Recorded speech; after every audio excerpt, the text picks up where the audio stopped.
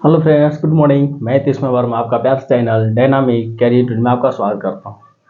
तो जैसा कि आप लोग को चल रहा था फिनॉल अल्कोहल फिनॉल ईथर में आपका जो चैप्टर चल रहा है फिनॉल का, उसमें आपको रिएक्शन करवाए थे और आगे और रिएक्शन की ओर हम बढ़ेंगे। तो देखते हैं एसिडीकरण करके। एल्किलीकरण पिछले लेक्चर में हम बता दिए हैं। अगर जो बच्चा नहीं देखा है उसको जाकर देख लें, बेहतर समझ में आएगा। अब इस लेक्चर में हम पढ़े एसिडीकरण। तो कहता है फिनॉल एसिड क्लोराइड या एसिड एनहाइड्राइड से कास्टिक क्षार की उपस्थिति में अभिक्रिया करके एस्टर बनाता है। तो कहता है फिनॉल। अब ये बात ध्यान में रखना है, फिनॉल की बात कर रहा है। तो फिनॉल को हम फार्मूला लिख दें, C6H5OH। ये क्या है? फिनॉल है। अब करा एसिड क्लोराइड को ClCOCH3 बोलते हैं। इसको बोलते हैं एसिड क्लोराइड।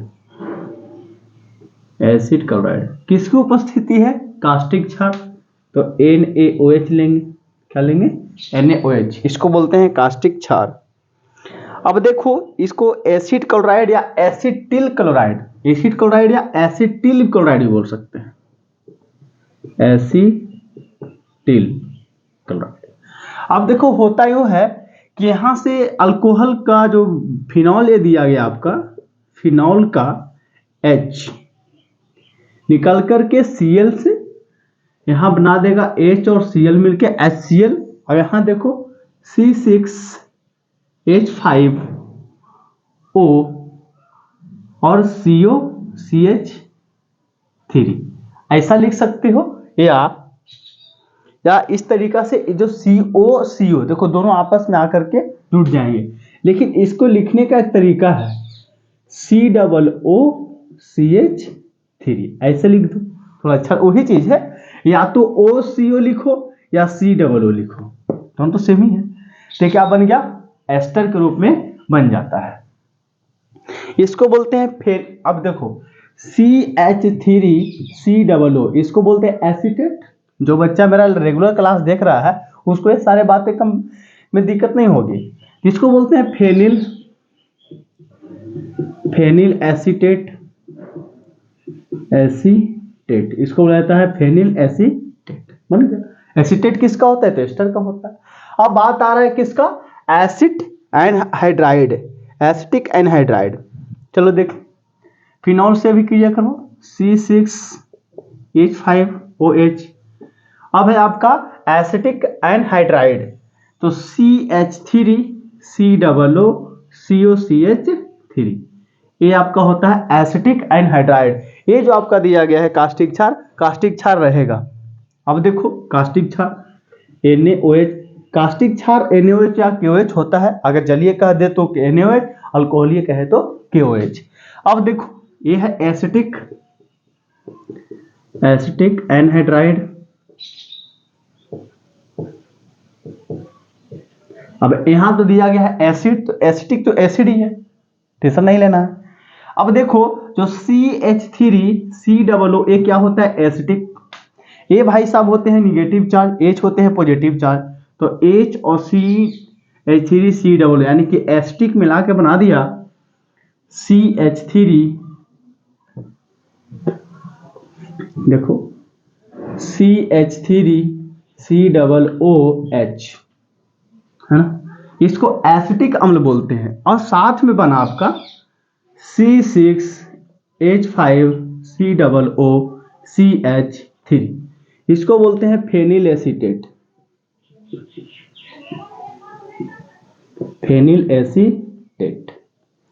यहां तक क्या है? एसीटेट। ये भी आपका क्या बना? Phenyl acetate. इसको बोलते हैं एसिटिक अम्ल। या तो इसको एथेनोइक अम्ल भी बोल सकते हैं, कोई दिक्कत नहीं है। इस तरीका से आप बना सकते हैं। फेनिल, यहाँ बेंजीन को लिख रहे हैं, बेंजीन का क्या नाम हो गया? फेनिल। जब प्रतिस्थापी में होता है तो फेनिल लिया जाता है। सबसे बड़ी चीज इसमें क्या करना है कि ए जो आपका दिया गया है, ए और ए, इस सबका फार्मूला याद रखोगे, आपका रिएक्शन फटाफट बनेगा, नहीं याद रहेगा, एकदम 100% नहीं बनेगा। और पढ़ाई करो और बढ़िया से पढ़ाई करो और जम के पढ़ाई करो, क्योंकि थोड़ा बहुत से काम चलने वाला नहीं है। तो इसको लिख डालो। तो बढ़ते हैं अगले रिएक्शन की ओर। तो देखो कह रहा है कि अमोनिया की अभिक्रिया करवाना है। अगर निर्जलीय कारक निर्जल ZnCl2 की उपस्थिति में फिनॉल की अभिक्रिया अगर आप अमोनिया के साथ करवाते हो 573 केल्विन पे, तो आपको एनिलीन बनता है। जैसे कि देखो यहाँ पे आपका दिया गया है बेंजीन, बेंजीन बना लो, फार्मूला भी लिख सकते हो बेंजीन और स्ट्रक्चर भी लिख सकते हो। यहाँ आपका OH दिया गया है, अमोनिया को HNH2 में लिख सकते हैं, कोई दिक्कत नहीं है। और साथ में निर्जल ZnCl2 और 573 केल्विन पे क्या कर रहे हैं, गर्म कर रहे हैं। यहाँ से OH और यहाँ से H मिलके बना देगा H2O, और इसके जगह पे आकर के बैठ जाएगा NH2 एमीन। यानी कि बेंजीन के ऊपर अगर एमीन को बिठाते हो तो ये बन जाता है एनिलीन। एकदम मस्त बात, एनिलीन बनके तैयार हो गया। यहाँ अमोनिया का H और इसका OH हाइड्रोक्सिल ग्रुप दोनों आपस में मिलके क्या बना दिए, जल, और उसके ऊपर जाके एमीन बैठा दिए, NH2 को एमीन बोलते हैं, इसको बोलते हैं अमोनिया। अमोनिया है ना, NH3 हो गया ना, NH3 देखो NH3 है, उसको आप इस तरीका से लिख सकते हैं, कोई दिक्कत नहीं है। इसको भी फटाक से लिखो। तो देखो करवाते हैं फास्फोरस पेंटाक्लोराइड की अभिक्रिया। अगर देखो फिनॉल की अभिक्रिया अगर फास्फोरस पेंटाक्लोराइड से करवाते हो तो अल्प मात्रा में आपको क्लोरोबेंजीन बनता है। जैसे कि देख लो ये आपका दिया गया है, चलो स्ट्रक्चर्स नहीं फार्मूलास बनाते हैं आपको। जैसे C6H5OH दिया गया है और साथ में फास्फोरस पेंटाक्लोराइड दिया गया है। ये है phosphorus pentachloride, phosphorus pentachloride, pentachloride है ना, ये आपका फास्फोरस पेंटाक्लोराइड है। इसके साथ अभिक्रिया करवाते हो तो थोड़ी मात्रा में, अल्प मात्रा में क्लोरोबेंजीन बनता है। अब देखो ट्रिक इसका, C6H5OH ऐसा लिख दो, आप PCl Cl Cl Cl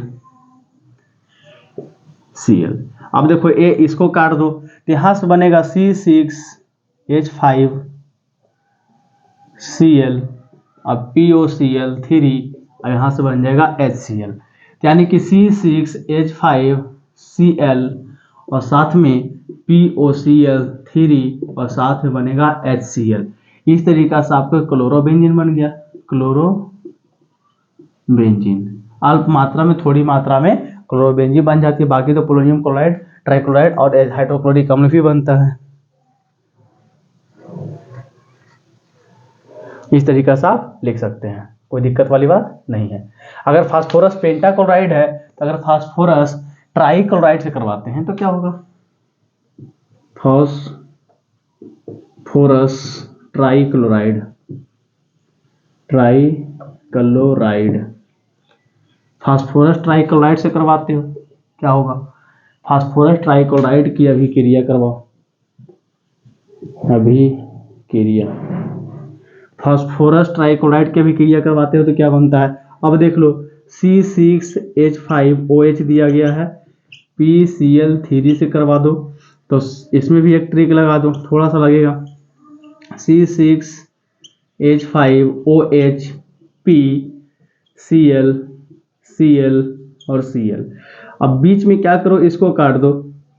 तो एक जो बेंजीन का ग्रुप था, ठीक है, एक जो बेंजीन का ग्रुप है एक Cl के साथ चला जाएगा, लेकिन यहाँ 3Cl है, इसको भी 3 कर दो तो क्या हो जाएगा 3C6H5Cl ऐसा हो, और यहाँ 3 लगाने से H3PO3 ऐसा बन जाएगा। तो देखोगे तो 3C6H5Cl प्लस H3PO3 बन जाता है। यहाँ पे भी क्लोरोबेंजीन बना, क्लोरोबेंजीन। इस तरीका से बना सकते हैं, कोई दिक्कत नहीं है। इस तरीके फास्फोरस ट्राइक्लोराइड हो, फास्फोरस पेंटाक्लोराइड हो, कोई दिक्कत नहीं, इस तरीका से बना सकते हैं। देखो ऐसा ऐसा स्ट्रक्चर आपको हम हेलो आपका एल्केन चल रहा था, हेलो बेंजीन चल रहा था, उसमें भी बताए थे। और साथ ही साथ ये आपको दिया गया है फिनॉल, कहीं पे कोई कंफ्यूजन नहीं, सबका याद रखना है फार्मूला। और इसको बोलते हैं फास्फोरस ट्राइक्लोराइड। और देखो मैंने अल्कोहल में भी बताया था इस तरीका को, बस OH है ना, तो इसके जगह पे C6 बेंजीन का ग्रुप है, उसके जगह पे मेथिल एसिड डाल देते हैं, बाकी सब वही ट्रिक है। इसलिए कहते हैं ना कि अगर जो बच्चा लगातार ऑर्गेनिक केमिस्ट्री पढ़ते हैं, क्योंकि एक सीरीज से चलता है, लगातार आप कोई चीज़ करते हो तो आपको कंप्लीटली पूरा होगा, आसान लगेगा, है ना। तो ये चीज़ को लिख डालो और बढ़िया से इसको नोट डाउन करो, एक बढ़िया सा नोट्स तैयार करो, तभी इसका बेनिफिट अच्छा से ले पाओगे।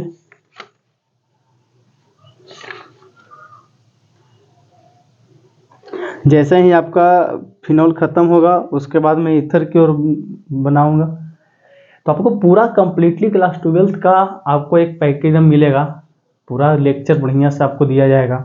तो इस लेक्चर में इतना ही रहेगा। थैंक यू, धन्यवाद। पढ़ते रहें, आगे बढ़ते रहें, है ना।